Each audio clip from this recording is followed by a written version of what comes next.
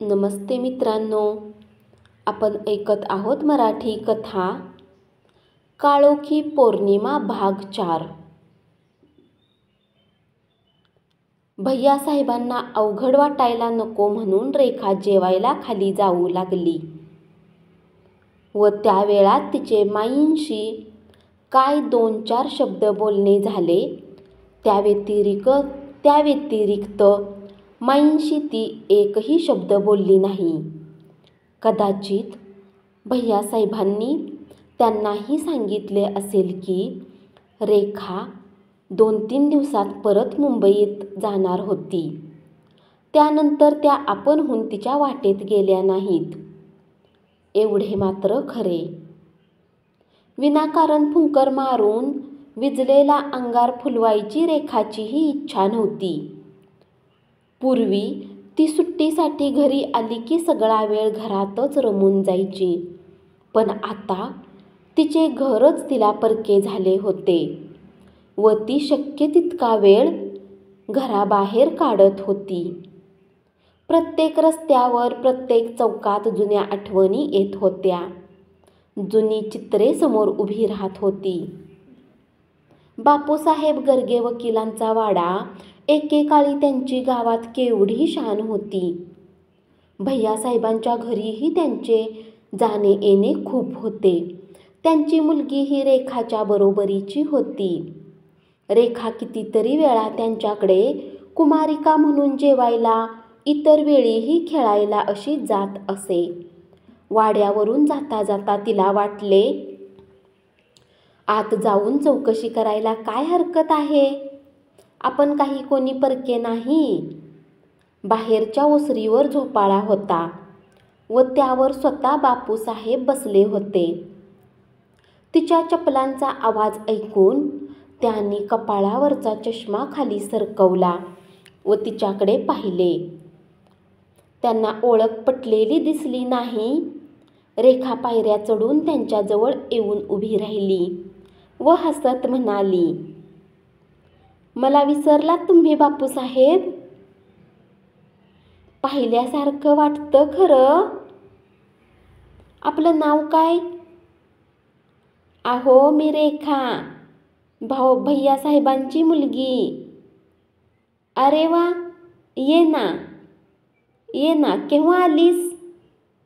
झाले 5-6 दिवस। सुली दिसत नाही ती? सुलीचे झाले की लग्न परवाच्या मार्गशीर्षात। ये बस। जरा सावरून बसत त्यांनी तिला झोपाळ्यावर जागा करून दिली। रेखा झोपाळ्यावर बसली। पूर्वी घेतलेले उंच झोके, हातात काठी घेऊन मध्येच खाली टेकून केलेले थालीपीठ, सगळे काही तिला आठवले। निदान या घरात तरी काहीही बदल झाला नव्हता। तोच तो पोपटी ऑइल पेंट, तीच ती देवांची चित्रे, तीच ती कोपऱ्यातली जाजमाची बैठक। पदराला तोंड पुसत वकिलीनबाई ओसरीवर आल्या। अगं, ही रेखा पाहिलीस का? किती बदलली ती। त्यांनी जवळ येऊन रेखाला पाहिले व मग त्या भिंतीला टेकून बसल्या। तिची चौकशी दोघेही करत होते। त्यात आपुलकी तर होतीच, पण आणखी एक प्रकारची उत्कंठा असल्यासारखे वाटले। आणि मग तिच्या लक्षात आले, तिच्या घरी झालेली क्रांती त्यांना त्यातच कुतूहल होते, पण सरळ बोलायला दोघेही धजवत नव्हते। तिची त्यांनी चौकशी केली व जेव्हा तिने सांगितले की 2-3 दिवसात ती पुढील शिक्षणासाठी परत मुंबईत जाणार आहे, तेव्हा दोघे एकदम गप्प बसले। आपण येथे विनाकारण आलो असे तिला वाटायला लागले। पदर झटकून ती जायला निघाली व बापूसाहेब दारापर्यंत तिच्याबरोबर आले। अगदी शेवटी त्यांना राहावेलेच नाही। तिच्याकडे न पाहता ते म्हणाले, रेखा, आता आलीच आहेस तर तुला 1-2 गोष्टी सांगितल्या वाचून मला राहवत नाही। भैयासाहेब आजकाल माझ्याकडे फारसे येत नाहीत, व मीही तिकडे जाणे बंद केले आहे. मध्ये मध्ये जो काही प्रकार घडला तुला समजला ना? मी त्यांच्या विवाहासंबंधी बोलत आहे. त्याने त्यांच्या सर्व स्नेहांना फार मोठा धक्का बसला. मला खरोखर याबाबतीत काही बोलायचा अधिकार नाही. पण आपली घराणी पूर्वीपासून इतकी सलोख्यात राहत आली आहेत की माझी मर्यादा ओलांडून हे मला सांगावेसे वाटते. रेखा दारातच उभी राहिली. मध्येच त्यांना अडवण्याचा तिने प्रयत्नही केला नाही. मी जरी तुमच्या घरी येत नसलो तरी हजारो गोष्टी कानावर आल्याशिवाय राहत नाहीत. भैयासाहेबांनी फार मोठी चूक केली असे मला वाटते.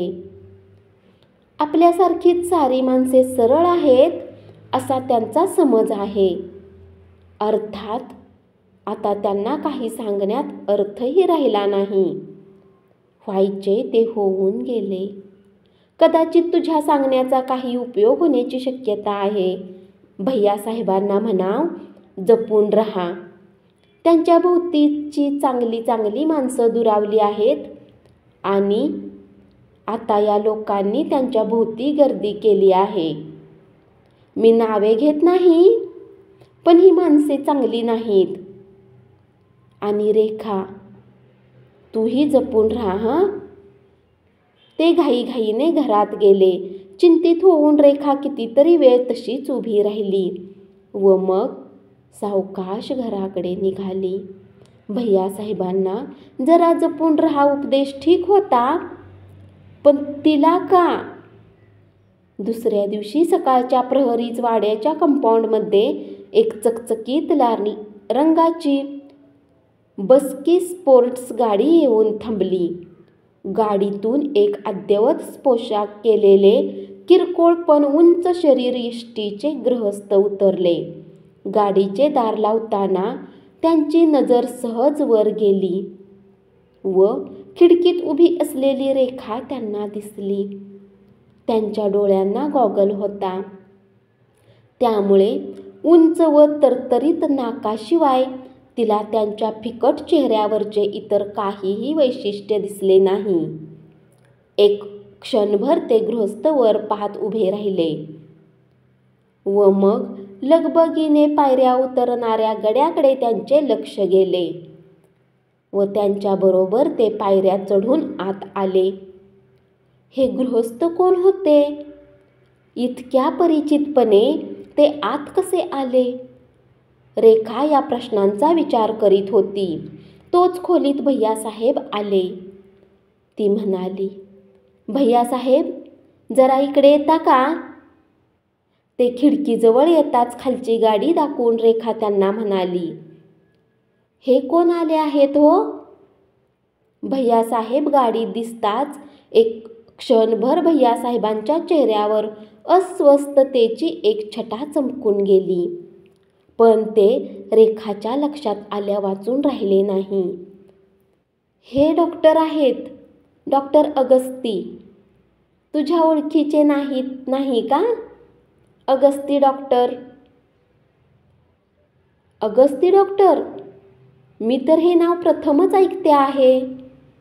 हो, ते एवढ्यातच सिंधुदुर्गमध्ये स्थायिक झालेले आहेत.